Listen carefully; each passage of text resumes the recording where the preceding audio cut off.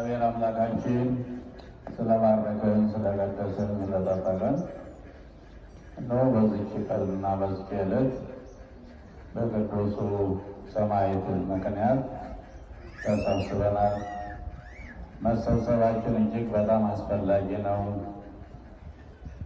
ዓላማችን በመጀመሪያም ቅዱስ ወንጌልን መማርና ግባችን ደግሞ የረጅሙ ግባችን ደግሞ የእግዚአብሔር መንግሥት መውረስ ነው። ስለዚህ በመጀመሪያ ጽኖች እንድንሆን፣ ጠንካሮች እንድንሆን፣ በሳሎች እንድንሆን በቅዱስ ወንጌል መታነጽ አለብን፣ መማር አለብን። ቅዱስ እስጢፋኖስ ስለምንድን ነው ውድ ሕይወቱን አሳልፎ የሰጠ? ሁላችሁ እንደምታውቁት ሕይወት እንጓጓላታለን። በዚህ ዓለም ባለንበት ጊዜ ስንኳንስ አንገት እንደ ስለት አሳልፈን መስጠት ይልቅና እሾሁን ሊወጋን አንፈልግም።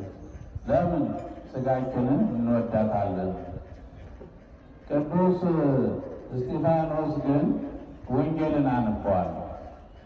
መድኃኔዓለም ክርስቶስ ለሐዋርያት የሰጠውን ትእዛዝ ሁሉ ገብቶታል ማለት ነው። ምንድነው?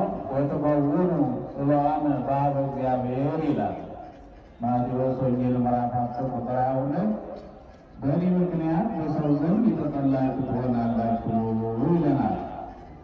በሰው ዘንድ የተከበራችሁ የተወደዳችሁ አይደለም፣ ጀስት የተጠላችሁ ትሆናላችሁ፣ የተዋረዳችሁ ትሆናላችሁ ብሎ ያስተማረውን ገባው ማለት ነው።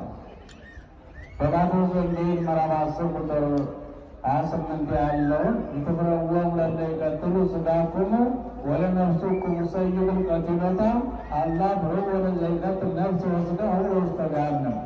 ይህንን አነበብን። ማንበብ ማለት መሆን ማለት ነው። መመናን ስታነቡ እንደ ወራጅ ውሃ አይደለም። ስናነበው ቆም እያልን ወደ ራሳችን እናዞረዋለን። አንድ ስብከት ሲሰበክ በመጀመሪያ